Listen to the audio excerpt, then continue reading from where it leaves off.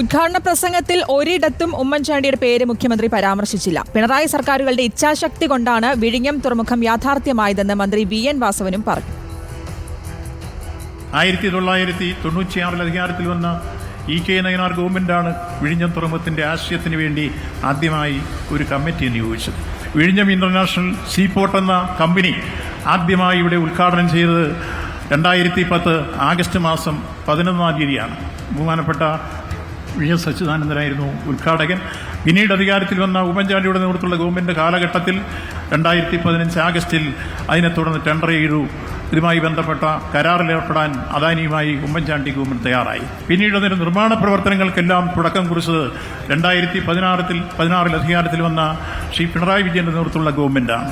ഒരു ഗവൺമെന്റിന്റെ ഇച്ഛാശക്തി എന്തെന്ന് ഒന്നും രണ്ടും പിണറായി സർക്കാർ ഈ വിഴിഞ്ഞത്തിലൂടെ ലോകത്തിന് കാട്ടിക്കൊടുത്തിരിക്കുന്നു എന്ന അഭിമാനകരമായ മുഹൂർത്തമാണ് ഞാനിവിടെ സൂചിപ്പിക്കുന്നത്. ആദിൽ പാലോട് നൽകും വിശദാംശങ്ങൾ. ആദിൽ, ഈ ക്രെഡിറ്റിനെ ചൊല്ലി, തുറമുഖത്തിന്റെ ക്രെഡിറ്റിനെ ചൊല്ലി വാദപ്രതിവാദങ്ങൾ, മുന്നണികളുടെ തർക്കം രൂക്ഷമാകുന്നതിനിടെയാണ് ഇന്നിപ്പോൾ മുഖ്യമന്ത്രി രാഷ്ട്രീയ വിവാദങ്ങൾക്ക് മറുപടി പറയുന്നത്. ഒപ്പം മുൻപ് എതിർത്തതിനെ ന്യായീകരിക്കുകയും ചെയ്യുന്നുണ്ട്. എന്താണ് അതിനുള്ള വിശദീകരണവും നൽകുന്നുണ്ട്. ഒപ്പം ഉമ്മൻചാണ്ടിയുടെ പേര് പരാമർശിക്കാതെ, എവിടെയും പേര് പരാമർശിക്കാതെ ഒഴിവാക്കിക്കൊണ്ടുള്ള ഒരു പ്രസംഗമായിരുന്നു അദ്ദേഹത്തിൻ്റേതുണ്ടായിരുന്നത്. ഇന്നിപ്പോൾ ഈ ക്രെഡിറ്റുമായി ബന്ധപ്പെട്ടുള്ള വാദങ്ങൾ എന്തൊക്കെയായിരുന്നു ഉണ്ടായിരുന്നത്?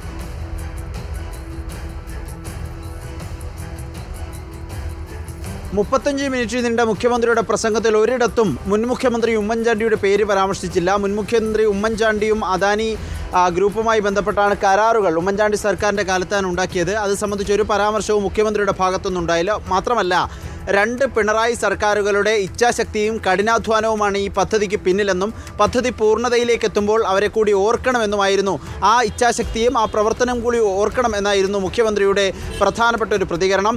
ഒപ്പം 2015 സമയത്ത് ഈ കരാറിൻ്റെ ഘട്ടത്തിൽ വലിയ തോതിൽ പ്രതിഷേധം LDF നടത്തിയിരുന്നു. അതിനൊരു ന്യായീകരണം കൂടി മുഖ്യമന്ത്രി മുന്നിൽ വയ്ക്കുന്നു. ആ സമയത്ത് ഈ തുറമുഖ പദ്ധതി അത് അഴിമതിക്കുള്ളൊരു ഉപാധിയായി മാറാൻ, ചൂഷണത്തിനുള്ളൊരു വഴിയായി മാറാൻ അനുവദിക്കില്ല എന്നതായിരുന്നു നിലപാട്. ആ മുന്നറിയിപ്പിൻ്റെ ഭാഗമായി ആണ് സമരങ്ങൾ സംഘടിപ്പിച്ചത് എന്ന തരത്തിൽ മുഖ്യമന്ത്രി ഇതിനെ ന്യായീകരിക്കുകയും ചെയ്യുന്നുണ്ട്.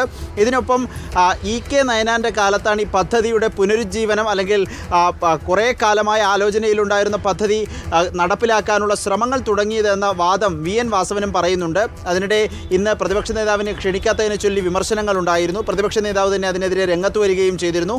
പക്ഷേ UDF കാര്യം പൂർണ്ണമായൊരു ബഹിഷ്കരണത്തിലേക്ക് പോയില്ല. വിഴിഞ്ഞത്തെ MLA കൂടിയായ കോൺഗ്രസ് നേതാവ് വിൻസെൻ്റ് MLA പരിപാടിയിൽ പങ്കെടുത്തിരുന്നു. പരിപാടിക്ക് സംസാരിക്കവേ പ്രതിപക്ഷ നേതാവിനെ ക്ഷണിച്ചിരുന്നെങ്കിൽ പരിപാടി കൂടുതൽ മികച്ചതാകുമായിരുന്നുവെന്നും, മാത്രമല്ല ഉമ്മൻചാണ്ടിയുടെ ഇച്ഛാശക്തിയാണ് ഈ തുറമുഖം യാഥാർത്ഥ്യമാകാൻ കാരണമായതെന്നും വേദിയിൽ തന്നെ പറയുന്ന സാഹചര്യം കൂടിയുണ്ടായി. പുറത്ത് നടന്ന ചർച്ചകളൊക്കെ ഉദ്ഘാടന ഈ ട്രയൽ റണ്ണിൻ്റെ ഉദ്ഘാടന വേദിയിൽ കൂടി എത്തി എന്നൊരു പ്രത്യേകത കൂടിയുണ്ട്. ശ്രുതി.